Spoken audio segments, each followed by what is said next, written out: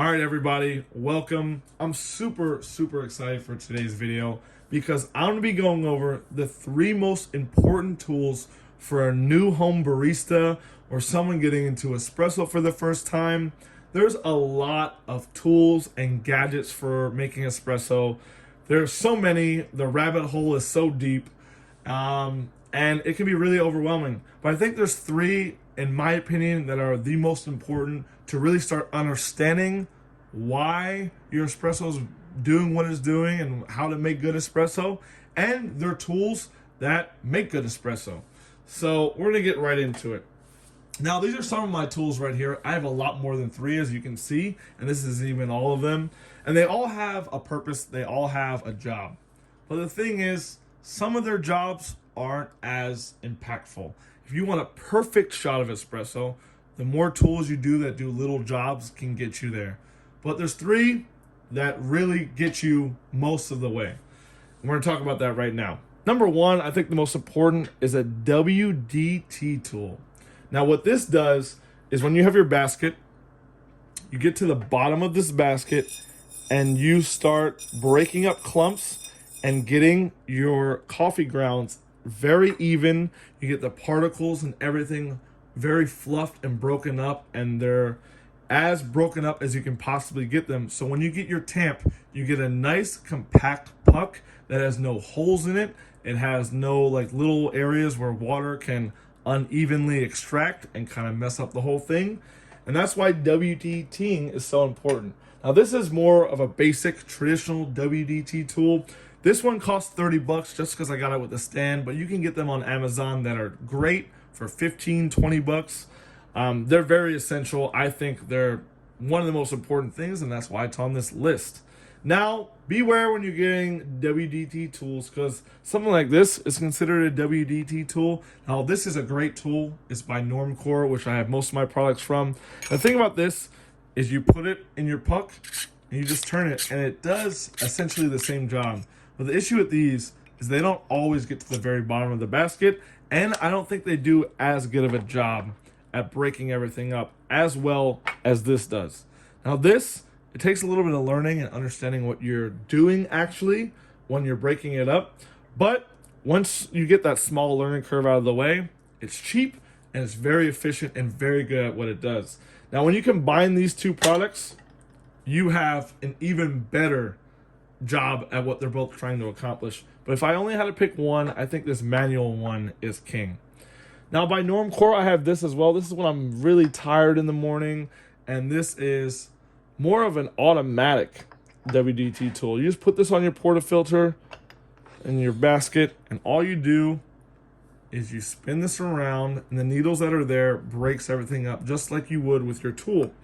Now, the thing about this is it's great, and I love it, but it is $80 versus $15. So that's for more of an experienced someone who really wants to cut out that middleman and save some time, but it's totally unnecessary if you know how to work this thing right. So that's number one. Number two is actually a bottomless portafilter. Now, I want to talk about this personally because there's a two-in-one with this.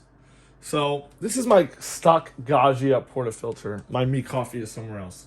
And the thing about this is when you pull a shot, you get to see the espresso come out of these spouts, which can tell you a lot of information, but you don't get to see the whole picture with this.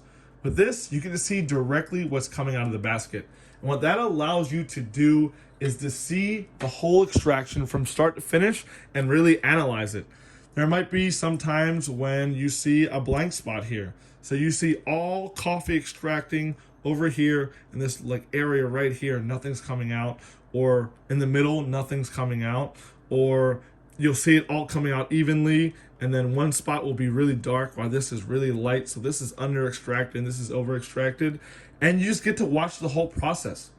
And in my opinion, that is so important because it makes you really understand what's going on when your espresso is extracting, and you get to analyze it, you get to study it, and it's extremely helpful. Now for me, I used a spouted stock portafilter for a very long time, and it worked great. But I got to learn and understand the process so much more when I invested in one of these, and that's why it's really important to me. Now, there is kind of a cheat with this. This is 2A is the bottomless portafilter, and this is 2B. This is a VST basket. You don't have to get VST, they're a very good company, but the stock baskets on a lot of portafilters are just not the highest of quality. VST is a very widely known basket maker. They make other things besides baskets, but in the coffee community, they're very well known and respected and highly sought after when it comes to baskets. They're not super expensive either. I think mine was 35 bucks. A lot of baskets cost around that from other companies that aren't nearly as good. So it's kind of a cheat. I know it's technically 2 items, but you could still make good coffee with a stock basket. But I recommend this whole portafilter is 1 item in this this topic. So bottomless portafilter and a new good quality basket are essential to making good espresso, in my personal opinion, not only because it makes great coffee, but it also helps you learn how to make good coffee and analyze what you're doing. Now, the last thing we're going to go over right now is a spring-loaded tamper. Now, with my Me Coffee, this was a stock tamper, and it's actually pretty decent quality. This is what you get with a Gaggia Classic. This thing is a joke, so we're going to throw that over there. But with this, if you get a nice angle and you go down, you can get a good tamp. But when we get something like this, right, it has a spring-loaded tamp on it. And this little rim out here, you see how it places on the basket? It actually allows it so you get a straight, even tamp, and it's not at an angle. Because you can tamp this and put the right pressure and do everything right. But with this, you can kind of slightly get an angle, you see, instead of getting it straight. But this allows it to not happen, which is really important. And the thing about this is the spring-loaded part really helps you cut out the middleman and not make mistakes, along with this little rim to protect an even tamp. I think is really essential because it really helps you make your basket properly tamped with no real thought. You don't have to learn any little things. You don't have to mess around and figure out or be very precise with your angle. You know, there's tamp mats and tamp this and tamp that can help you. And with the experience, you really won't make that mistake. But as a beginner, this is essential in my opinion. So we have a spring-loaded or like a calibrated tamp, a WDT tool, and a bottomless portafilter and a high-quality basket are the most important tools for making espresso for a beginner. Now, you can always argue that you need a good machine. You can even argue that a grinder is technically probably the most important tool you have when it comes to making espresso. You can also argue good quality beans like this that we're going to be using today by Noble Coffee Roasters in Oregon. This is my favorite overall espresso blend I've ever had. It's delicious. So we're going to pull a shot with that. You can always argue that those are very important variables, and they are. This grinder is probably the most important out of all of them besides coffee beans. But when it comes to tools to make espresso, especially when it comes to puck prep, these are the most important in my personal opinion. Now, like I said, I have a lot of tools, but for today, for this video, we're only going to use the 3 that I mentioned. We're going to come over here. I'm going to set up my little tamping station. And we're going to use these 3, and we're going to make some espresso with it. I'm going to put all this stuff over here. All right. So I'm going to weigh everything out. Now, also, this is called an RDT method. So all you do is you spray some water on your beans, and it helps reduce static and make things more even. And it actually helps out with extraction, which a lot of us have learned recently from an article that came out. So here are my coffee beans from Noble. We're going to weigh out about 19.5 grams. We have a 20-gram basket. Oh, that's definitely too much. That should be good. Go slightly over because we're going to get a little bit of retention here. Now with this coffee canister, you have to do a little bit of work to get it to do its job. All right, we're a little over. Let's throw this in here. Still have some of the beans in the bag. And I'm just gonna RDT one spray. All right, now we're gonna get this going. And it's also very essential to have a coffee scale, but we'll talk about that another time. Now, what I like to do when I'm grinding coffee is I like to get this going already. I just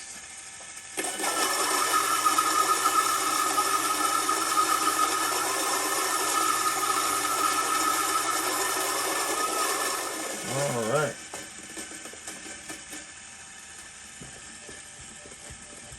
So I weighed my dosing cup so I can see how much we put, like 19.6 in, 19.7. We get 19.6 out. That's beautiful.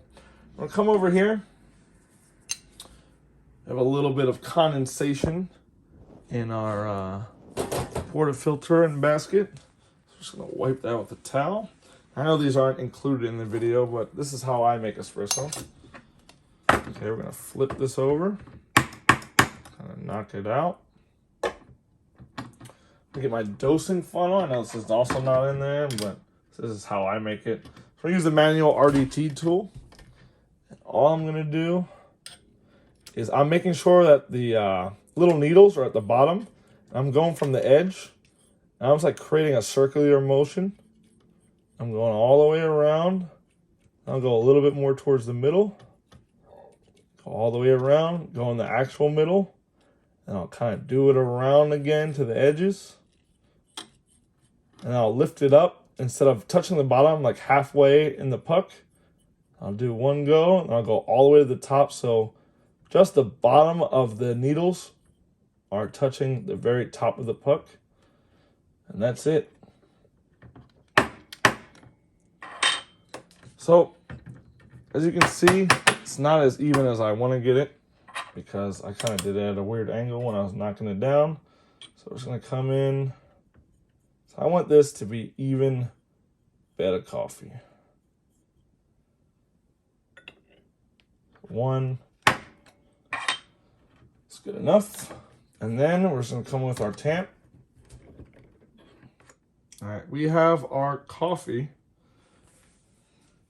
It's nicely even distribute. Come in here, we're gonna weigh our shot. So here we go. Now this has a timer. I'll hit the timer on my scale. Come right under.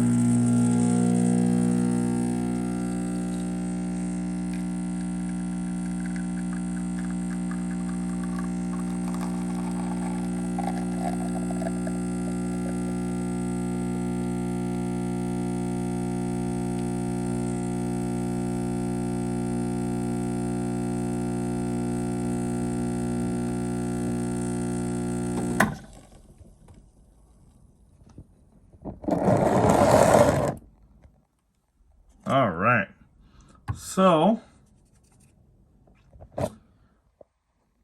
we got about a 1 to 2 ratio, and it was 29 seconds. I was a second late, but look at that. That is a beautiful shot of coffee. And I use simple tools. All I did was RDT. All I did was tamp, and I took the shot. Now you can see we should probably have a nice puck, nice and even, and we're just gonna one knot. Should come out pretty clean. And there we go. So like I said, making coffee at home, there is a rabbit hole. There's a lot of things you could do to improve it, but you need a solid foundation. There's a few tools you need to get that solid foundation, and those are the ones I just described. Like I said, a coffee scale is also really essential. I kind of already have that included. Like if you have an espresso machine and a grinder, you should have a scale. If you don't, you could add that on. You can make it a 4, the 4 most essential things you need. But I have that kind of already included because you need to weigh your beans out. You can't just willy-nilly and throw them in. And if you do, that's kind of already a problem, because the thing about espresso that you want, and one of the most important things, is consistency is key. when it comes to how many beans you're putting in. Now, if you put 19.5 or 19.6, that's not a big difference. That's still very consistent. It's still almost as consistent as you need it to be. How you WDT might be slightly different. The grinds in the grinder might slightly come out different, and the way you WDT might be slightly different. But as long as you're consistent and you're doing things the same way and thoroughly, and you know what you're doing and you know why you're doing it, if you keep doing that time and time again and you see the result, you will make good espresso.